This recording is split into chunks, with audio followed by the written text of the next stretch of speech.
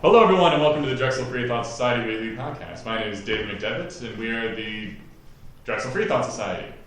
This week, we have a special guest, the illustrious Hugh Taft-Morales.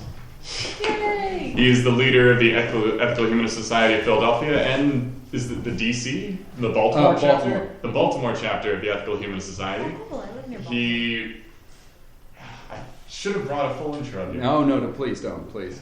We have limited time, and Hugh has much more important things to do with his life. So let's just jump right into his wonderful explanation for ethical humanism. An introduction. Good. Yeah, this is only an introduction, and nothing could be more important than speaking to the future leaders of humanism. So, no, this is what I'm doing at 7 is going for a discussion on Kierkegaard. So I would say this is more important, but. So what I thought I'd do is, I got about half an hour, but feel free to ask like clarification questions, but I guess the big expansive questions will wait till I sort of go through stuff.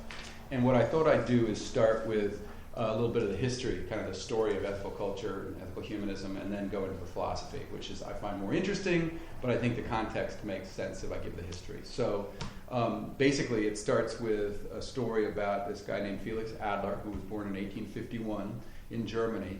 He was the son of Samuel Adler, who was a Reformed rabbi, and Henrietta, his mother. And I'll talk about ethical humanism and ethical culture.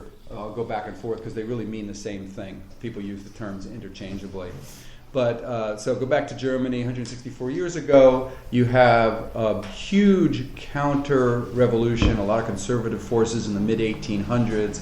1848 was, for example, the publication of the Communist Manifesto, and you have a lot of left-wing forces growing, and you have repressive right-wing regimes cranking down.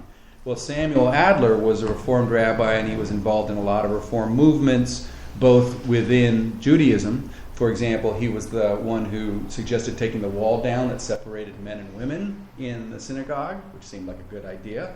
They actually had a wall dividing the congregation. They began to believe that you could pray without your head covered. They questioned kosher laws. So he was doing things that were basically challenging what he thought was arbitrariness of the religion and trying to figure out what are the good things about the religion and what are the things that are just these historical artifacts.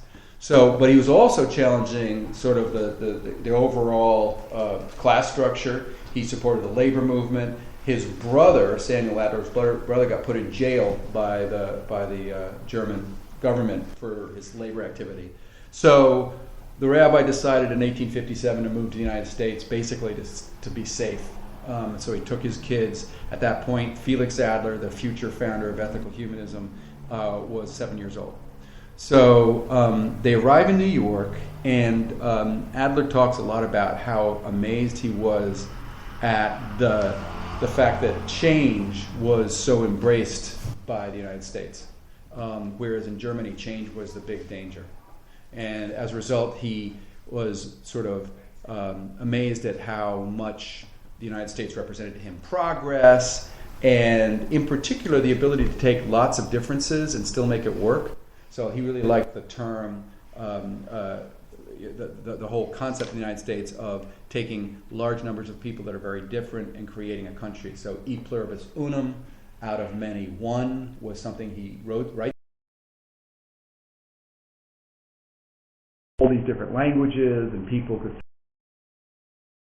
His father was very intellectual, so he grew up sort of in a living library, people coming in the house all the time. His mother was very committed to charity work, and so she took him around to soup kitchens and poorhouses and hospitals.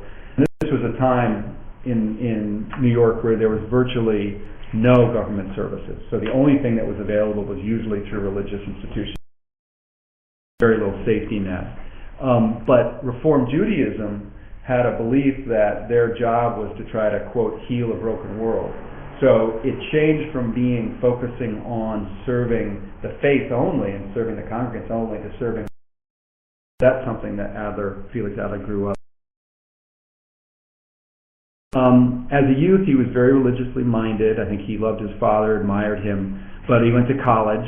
You know what college does. And that happened. Well, it didn't turn him into an atheist, but he arrived and he became disillusioned.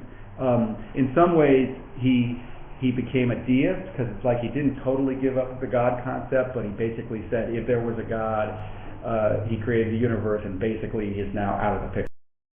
There's no miracles, there's no, he's not listening to our prayers, there's no personal God. So it was closer to the sort of the approach that the founding fathers, Jefferson and Washington, had of being a God of the Bible. To him, he thought was just ridiculously cruel, that he did cruel things in the Bible, and he was also not doing anything about the slums and the factories.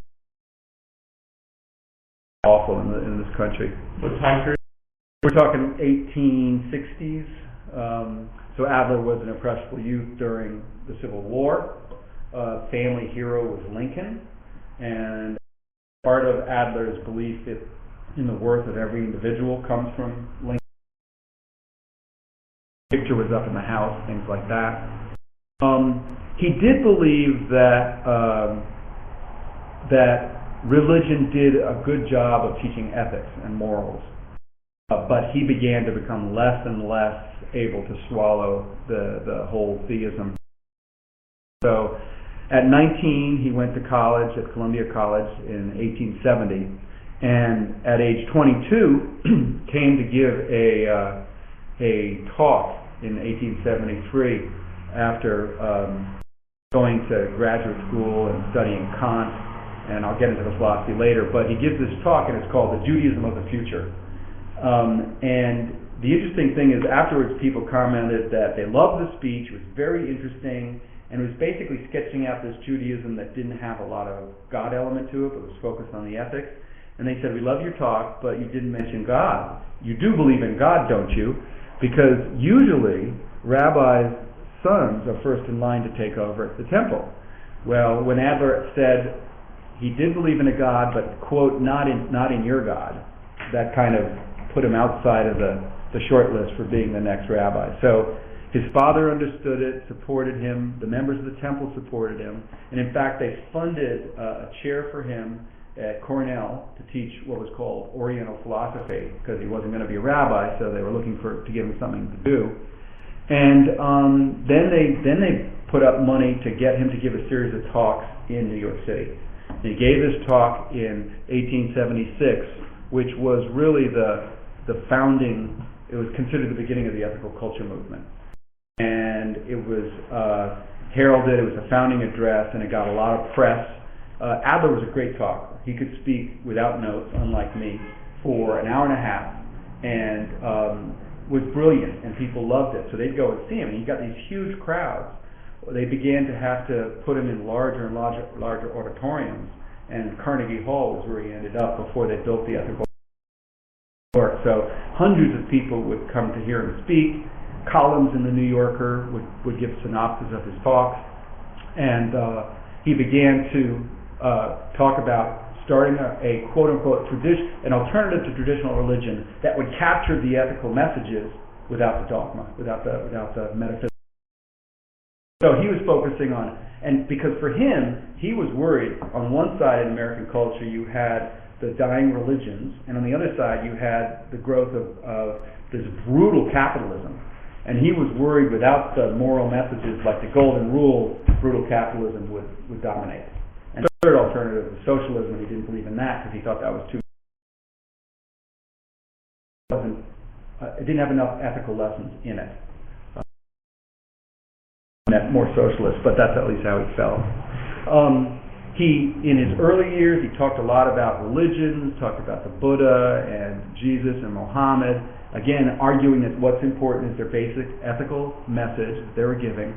He took a lot of language that was in the air in the Freethought movement and in the Unitarian movement, which was really, in the early 1800s, was rocking America, actually. There were phrases that he used, like, we spell God with two O's. Right, okay, give me a second. Thank you. Well, here's another one. We spell devil without the D. See? But these were already in the air. He picked them up. Deed, not creed, was another phrase that he picked up and he was using. So it became attractive to a lot of liberals in New York and around the country because it was a place you could go to sort of live your values and get involved in social justice programs. He began to found ethical societies around the country. Go ahead, move it. Make a lot of noise. And so the first one he founded outside of New York was St. Louis, and then Philadelphia, and others. Washington was in the after that. Baltimore. There are about 20 societies now in the United States. But the first 20 or 30 years of ethical culture, from 1876 to the turn of the century, Adler did things like he founded the visiting nurse service, which was very important because there was no safety net. First kindergarten and settlement houses were under ethical culture. The Workingmen's School was founded, which was supposed to be a school that would have all different trades involved to sort of be a microcosm of the try to teach it in a democratic manner. It became the ethical culture schools, Fieldston School in New York, and so it sort of drifted a little bit away from that. He was involved in the founding of the NAACP. He went to London as the two representatives to the London Conference on Race. Boys. He was the chair of the National Child Labor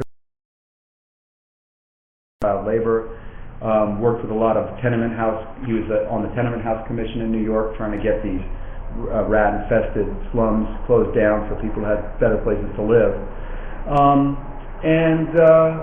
Basically, he was alive until 1930, and then ethical culture, sort of after he died, it was really kind of his baby, was searching for a way to sort of stay afloat without their leader. One of the things Adler wanted to do was set up a structure that was like a religion, but he came up with a whole new language. So like I serve the role of like clergy, but I'm called a leader. We have programs on Sunday mornings, but they're not called sermons, they're called platforms, because he wanted to distinguish it from, and we don't have congregations, we have societies. He wanted to distinguish it from traditional religion, but he wanted to give the form of religion so that people who liked the coming together and listening to a talk and sharing and doing weddings and marriages. So we do all the things today that sort of a religion does. But let me just finish up with a little bit more about like what we do, and then we can go to we do function in some ways as a religion would function. In the 50s and 60s, the courts gave us permission to be called a religion because we were, for example, people who practiced ethical culture, they wanted to be a conscientious objector and not fast. Couldn't do it because it wasn't legally a religion, so they took them to court. There were a couple of other things like couldn't hold public office in a lot of states if you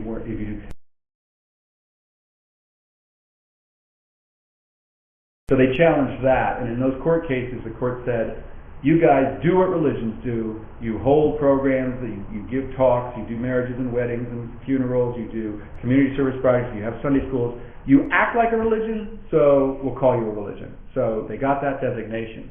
Now, because we come from like a rebel and Freethought group, half the members don't want to call it a religion, so they don't, and that's totally legitimate, because Adler actually said, we are religious for those who are religiously minded, and we're not for those. So we I think we have this like dual personality. I think I don't think I could belong to an organization that. But the main thing we focus on is what we try to do we work with. We're very small, so we work with a lot of other groups. Our building on Rittenhouse Square as a center for Amnesty International has their monthly meeting. Pennsylvanians for Alternative to the Death Penalty meets there every week on Sunday at 5. The Mutual Democratic Unions meets there. That's an offshoot of Occupy, but it got regenerated.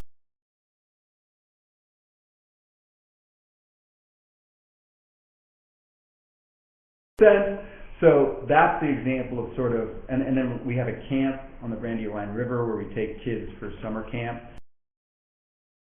city, and we run that, and we have a lot of other ethical service projects. So that's how we try to live the philosophy. That's more important than any of our beliefs. But the beliefs are fun, so I want to do that. But and you know, you can ask questions if you want about the history, but I'm going to sort of shift gears because I think this is the thing that I really like. Halfway through, so that's probably pretty good. I mentioned that when Adler came to the United States, he had a problem with capitalism because it was so brutal.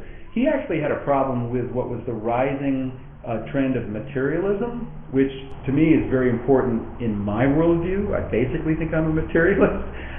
But for him, he looked around and the materialism he saw was capitalism on the one hand, Marxism on the other. I mean, he really saw that as the alternative, these two political ends of the spectrum. But Marxism is totally materialistic. You are what you are by virtue of your relationship to the means of production, so you're either a proletariat or an owner, and that's it. That's who you are, determined by the material world. Darwinism, now he believed in Darwin, but the Darwinism that was being sold in America was social Darwinism, which is a version of it, and that's what he didn't like, because that was totally, survival of the fittest. He who dies with the most toys wins, and he didn't like that. And he didn't like shallow pragmatism, which I think again was pragmatism, but it was kind of like everything is worth what it is by virtue of how. He didn't like those elements to it. But he also didn't like otherworldliness. He didn't believe there was another world or another realm. So he was a naturalist. So how can you be a naturalist who believes in one world but not be a materialist? That's his project. That's what he's trying to do. So he goes to Emerson to a degree. Emerson focuses on unity, the idea that there is one world. Emerson uses phrases that Adler didn't use, but it was like he said, we meet God face to face. If there is a God, he's here. He's not up there in some other realm. Emerson was an individualist. He said, if you look inside yourself, you can basically find all the mysteries of the universe. Adler studied a lot of Kant, and the main thing he took away from Kant was the belief that every person has worth. Nobody should be used as a means to somebody else's ends. And fairly fundamental part of Adler's philosophy. Yeah? Was he the guy who wrote Wall? Thoreau. Okay, I always His get those student. two mixed Yeah. up. Okay. He was a poet, right? Yeah. And a writer and an activist. And what they shared that Adler did sort of accept was the importance of the individual. Okay. But the main difference between traditional individualism and in other words, the individualism you'll see in Thoreau and Adler's individualism was a result of how much of Hegel was in Adler. And Hegel, so I'll give you a very brief explanation of what I mean by that. Hegel basically is what Marx used to describe his materialism, and that was the belief that all was one and everything was about relationships. Everything, there is no individual thing. You can only understand the universe as a unit, and that everything's made up by their relationship with everything else. If you believe that, you could go to the extreme of saying, well then all that matters is the class, the working class. So if you die, it doesn't matter because the workers will rise, and somehow that's the glory of history. Or if you believe that all that matters is relationships in the group, you might believe that the master race is all that matters and to dominate. So fascism is built on that belief. And that is clearly an extreme. But the other extreme is that all that's important is the individual. And so Adler wanted to try to figure out how that synthesis could be made. His answer was, individualism is a reality, but it's also helped by community. So that what makes me an individual is my relationship. So I am a father, I am a teacher, I am a brother, I am a husband. All of those are relations. It doesn't mean that I can be reduced to those relationships, because I'm the only one with all those particular relationships. So I am unique, but the community helps create who I am. So ethical humanism, unlike, I would say, some of the more radical Freethought groups, there's not this suspicion that somehow the group is out there to swallow the individual and make him into. But I do think there's an extreme in some of the Freethought groups. And well, I just read in Tom Flynn's all these new groups that are offering sort of the non-theist churches or the atheist church that you were talking about. Tom Flynn's worried that all these people leaving traditional religions and getting out are falling prey to these other groups that are just like religion except without the God. So, but I do think that I love the idea that somehow individualism and the collective are not in conflict.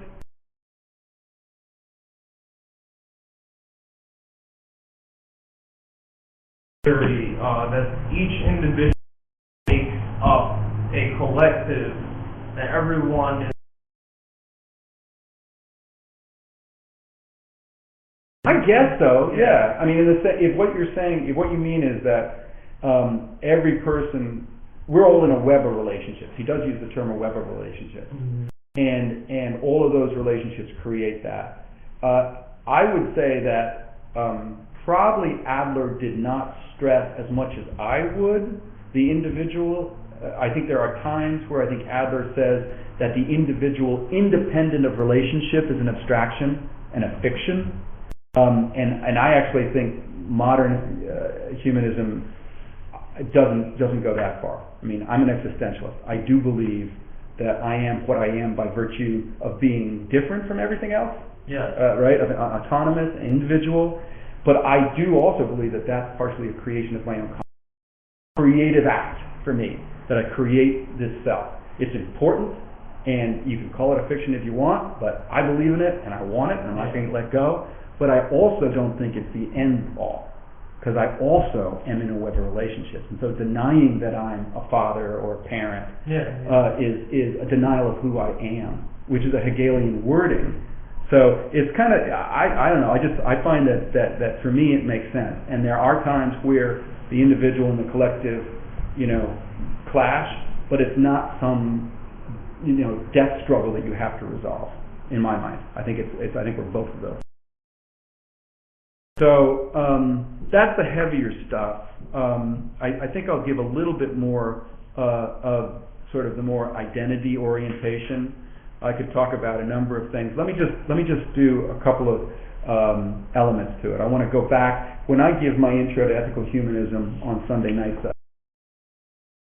class for newcomers, and I'll give a number of points. I always start by saying that ethical culture and ethical humanism is evolving, open, and pragmatic. And what I mean by that is it's not dogmatic. Anything we say can be challenged, which I think is the opposite. We're open to new evidence, which I think is the basis of Freethought, or fundamental to it. And it is evolving in the sense that it's changing to try to adapt to its environment. So, for example, I think if you look at, there's 3 humanist manifestos. One was in 1933, one was in the 1970s, and one was in 2000. And they were basically the humanists trying to get sort of a general agreement on values. The last one had a huge amount about planetary consciousness and ecology. Because in 1973 it was just starting, there wasn't a lot on there. In 1933 it mainly focused on human needs, because it was it's sort of like the Soviet Revolution and the idea that, in fact, human needs should be addressed and not left to the wind. We're a big part of it. So it's evolving and pragmatic. That's the first thing. Second thing I'll say is it respects reason, observation, and science. That I wouldn't say, simple stuff, right?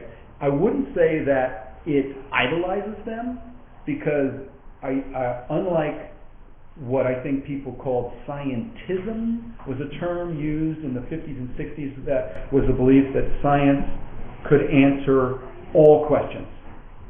And I think that's an example of hubris that I think a lot of faith groups look at humanists and say, you guys are so arrogant because you think you know it all.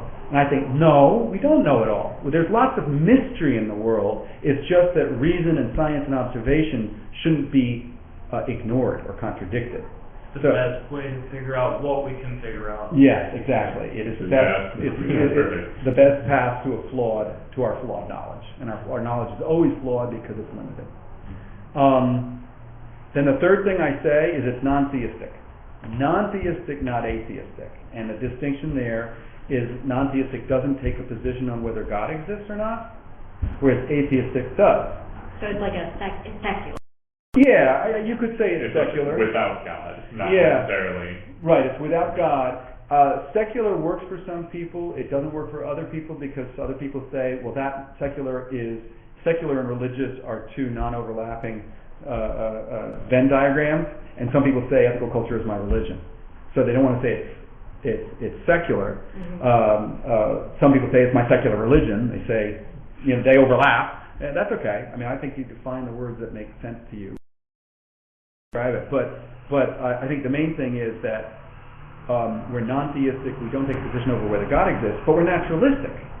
In other words, we're not going to entertain supernaturalism and things that can't be verified by evidence and knowledge.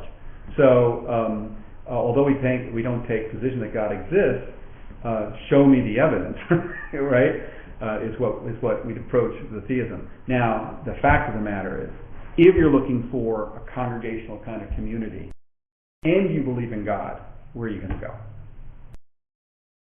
Church, a synagogue, or a mosque. So, most people who come to the Ethical Society are atheists or agnostic. But we do have some theists, probably more deistic. But although we're made up of mainly that end of the spectrum, we're not selling atheists. That's a huge distinction, I think, between us and a lot of. Although we defend the right of atheists, we defend separation of church and state, so on and so on. Possibility of. That's it. Gotcha. Yeah, we don't talk about any. Okay. There is no other possibility as far as we're concerned. Okay. That the here and now. I mean, if there is, it's beyond that mystery veil, and that's for individuals to explore. But it's not what we're exploring. At the very least, if you make this world better, then you'll wake up tomorrow in a better world. Yeah. Yeah. So it doesn't really matter. Right. Right. Yeah, that's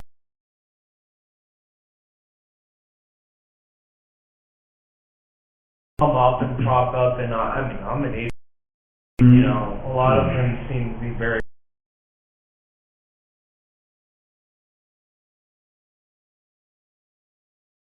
That's true. Opinion.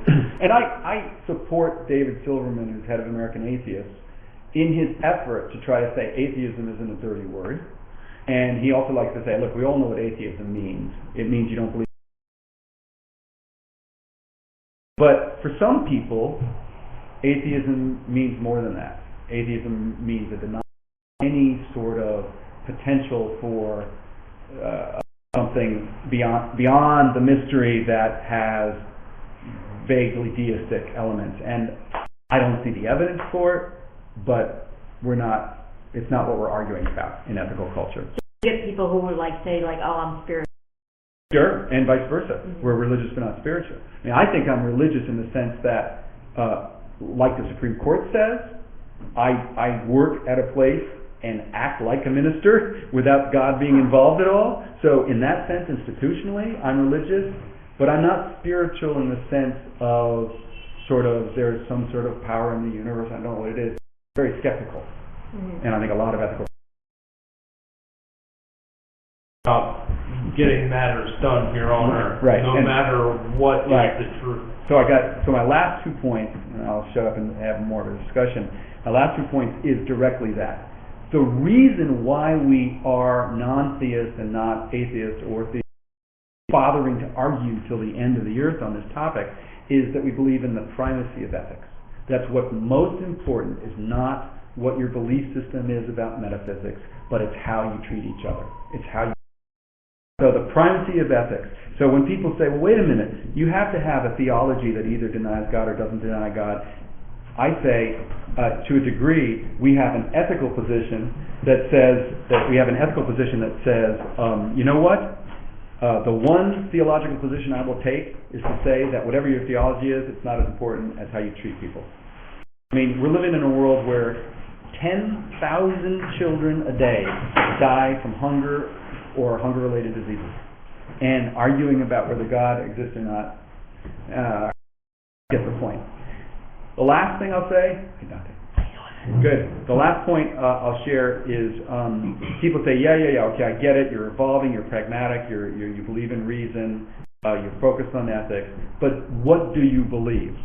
What are your values?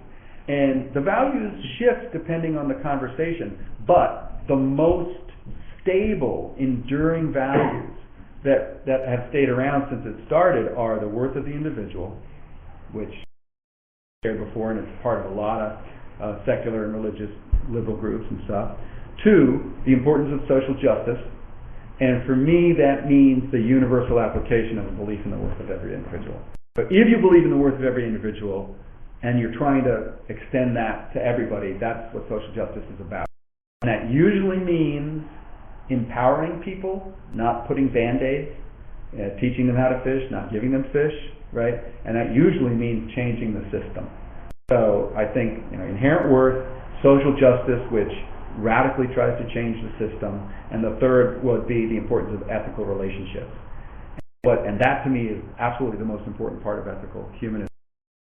How you acknowledge the worth of the individual and how you create social justice is by establishing relationships open, respectful, which means not hiding the truth, but compassionate, and whether that means one-to-one in your family or with individuals or somebody you pass on the street, or it means between different organizations or different countries, however, whatever groups there are, that it's the relationships that have to come first.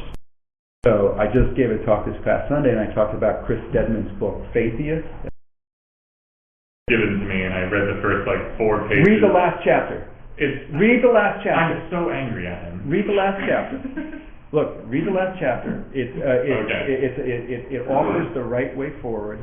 I believe we can argue about that later, but basically the fact I think is that nobody's going to listen to you if you don't have a relationship. So until you establish a relationship of trust, you're not going to be able to listen to them, and they're not going to be able to listen to you. So I talked for half an hour. I could talk for another couple hours, but why don't we just throw some conversations?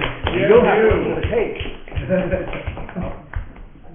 Well, thank you very much, Hugh. That was very informative, and as I think everyone knows at this point, I'm a member of the Ethical Human Society of Philadelphia. He drank the Kool-Aid. It was delicious. No, but you can, and from the people that are listening, that are regular listeners, you can see why a large emphasis on caring about individuals, respect, both meaning willing to tell the truth, and valuing the importance of every individual. These are incredibly important values to me, and I really hope that they're spread to important values for everyone else. Mm-hmm. But now this is the portion of the show where anyone at the table that has any questions whatsoever, even Dante, who is extremely nice, just we can ask them. But before that, do listeners have any questions? Someone was talking? No, Tim's in chat. She's telling us that our connection is spiking every so often. So that can happen sometimes. Sorry about that, our lovely listeners. Okay, so we don't have any direct questions from our online audience. We can start with Dante. Do you believe that Philadelphia traffic is very unethical? Yeah. This was what I was really looking forward to. This cars are no, we're gonna drive really slow. It's fine, Dante. No, it's not, because it's something you're taking your time out to talk and everything. I just don't know your stuff. Understood. But we know as good rationalists that shit happens. Yeah. So ethical. Yeah. But also, I technically have to say we're not supposed to swear on the show. Oh, excuse me. I was referring to human excrement. Yeah, that's all. That is excrement and curse. Okay, all right, sorry. There's socially, there's several. There's a fecal matter. These are words you're actually allowed to say. But the expression I shared is a meme, isn't it? Doesn't make sense? It stands for something. Yeah. Let's try. Anyway. One question I had. Do you get any backlash from religious groups? Hate letter. Only a little. There are times in our affiliations with other humanist atheist groups or a coalition of reason where religion will take issue. For example, the Tree of Knowledge. The Freethought Society joins us in December, and we put up a tree and we hang books that are laminated book covers of all books that have helped contribute to the humanist tradition and rationalism.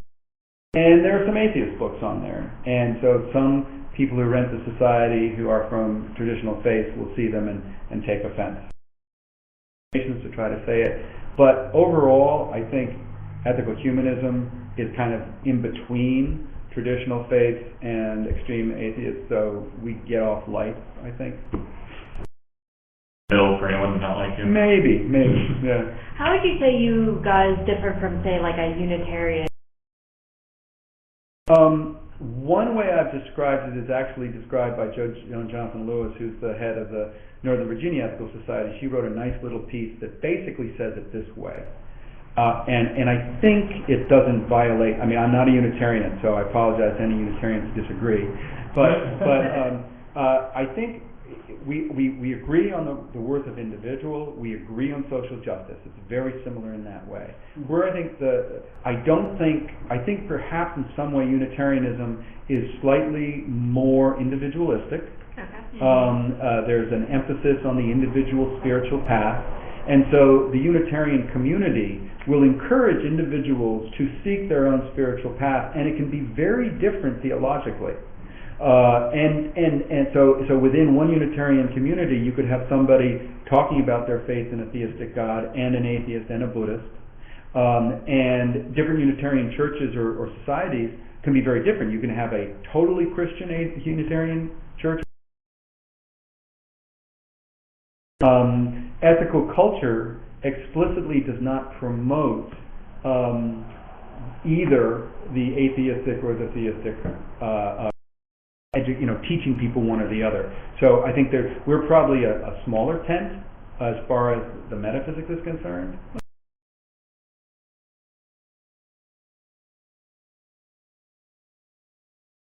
Reverend Nate, he's been at the Ethical Society event. Yes, yeah, no, I think there's plenty of overlap. There's a lot of overlap. Yes, yeah. As the Ethical Humanist Society, you do this thing, and at a certain time you see like this entire mob of people like pile into cars and public transit, and good. it's like, okay, bye. Yeah, I mean, a lot of people, we're like cousins, I think, in some way. Good. You mentioned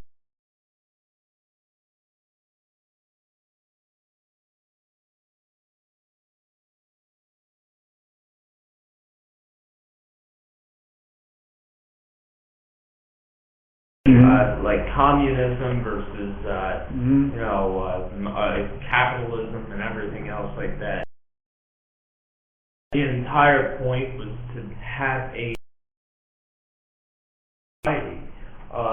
But are there some people within the humanist society that say, well, we have to value the individual and the collective by possibly doing capitalism, but looking at within your organization? Yeah, a lot actually. In fact, Adler started something called the Better Business Society or something like that, where he was trying to get businessmen to take into account the psychological, emotional, and ethical health of their workers. And today we focus a lot on humanizing. We do not have agreement in ethical culture about what the best political and economic solution is. We tend to lean to the left progressively, partially because of the belief that the collective is important, and that means you take care of the people you don't step over the homeless person. You create a collective solution, so it's not handouts. It's about making sure there's job opportunities, education, and so on, housing. Reforming capitalism, absolutely. I think we talked. And I would say, just to clarify, Adler saw the political solutions as being without sort of a more refined, I'll use the term spiritual, but he didn't mean supernatural. What he meant by that was he believed that if you were just a materialist, you wouldn't spend enough time, perhaps with a creative imagination, imagining a better world. And he wanted to do that. Now, as I said, I think there were plenty of socialists that did imagine a better world. Add a spiritual element, if you want to call it that. So, but Adler himself thought that the political and economic weren't enough if there was not a.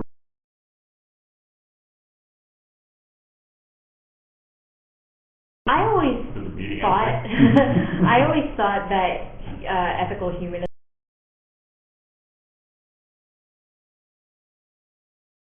Would you say that kind of fits? To a degree. If I could expound on that question, add a little bit. Is there a difference between inherent good in an individual and actual, goodness? You know the answer, right? Possibly. Yeah, okay. Yes, I think there is Oh, I know a better way of phrasing it. Yeah. Is inherent goodness in an individual equate to being a good person? No.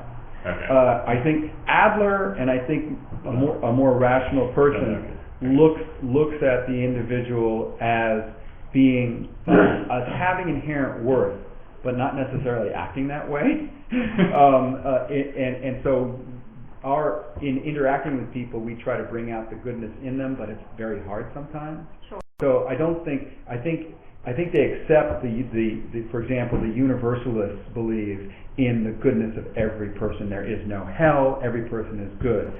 We believe that, but that doesn't mean everybody acts on it. And as a result, there is a realism,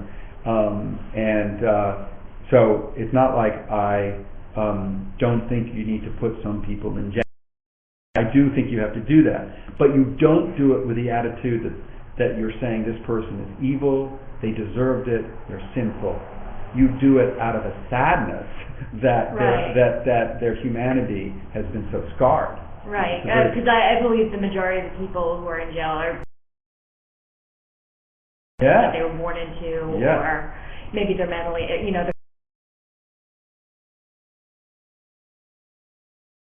which is why ethical humanism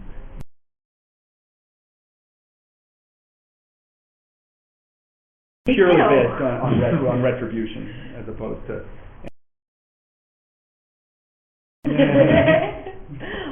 Get the Kool-Aid. Is it possible to be a humanist and a cynic? Yeah, we have plenty. Yeah, I mean, if more meetings that day. Yeah, no, there's a crankiness in all free thought groups, I think, to a degree, and I think in a group it's valuable to have that because it's a sobering element to a degree, but I think they're probably outnumbered by the optimists. As you don't let the cynicism become too unrealistic and just disliking people for the sake of disliking. Right. And I'm actually a cynic, but I don't go around saying I can't stand people just because I like being Mr. Scrooge.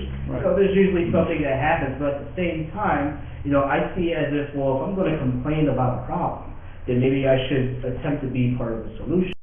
And one of those solutions I do is, like for example, I have two little cousins at home, if I'm going to go towards the children and the parents out there that are running around doing all this goofiness, I'm going to at least go to my little cousins or anybody that's young in my family. Don't become that. I think and help other people see that, well, I'm not saying that my way is the absolute right way, but this is the best answer possible to not running the streets and beating people up and doing all this other craziness. Yeah. And if other people follow suit, I think that we will see a lot more goodness roll around. Well, we have under 2 minutes left. Oh boy! Is there anything that you any message or anything you want to leave us with? Oh dear, no, I'm unprepared for that. Here's one. What are some upcoming events? Okay, well, we have the Tree of Knowledge on December 2nd. I believe that's a Sunday. Is it a Sunday? I don't have my with me. It is not. It is a Monday. The 1st, then. Wait a minute. I'm going too fast. December 8th, that's it. We'll have Margaret Downey from the Freethought Society there, and I'll be speaking on knowledge and book burning and library smashing in history. The humanists, attempt to stop knowledge from being buried by intolerance, and then after that we'll hang books on the tree. So that's. I went to the one last year. It was awesome. Yeah. Wait, is the Tree of Knowledge on? Yes, that's when that's a Monday? Decorated. That's a Sunday. Sunday at 12:15. You can get up that early, college folks. It was 6:30 morning. Well, no, but the last word I would say is that this is fun to do. I enjoy it. I gave the big spiel, but for more pointed discussions, a couple months later, let me. Back whenever you want, Hugh. Great. Thank you very much for coming. We loved having you. Round of applause. Yay! Thank you. All right, stop the show. Stop it. We said all we wanted to. We'll be back in 15 minutes. Thank you all. Goodbye. Wow, this is where the magic happens. So when are you speaking out of school?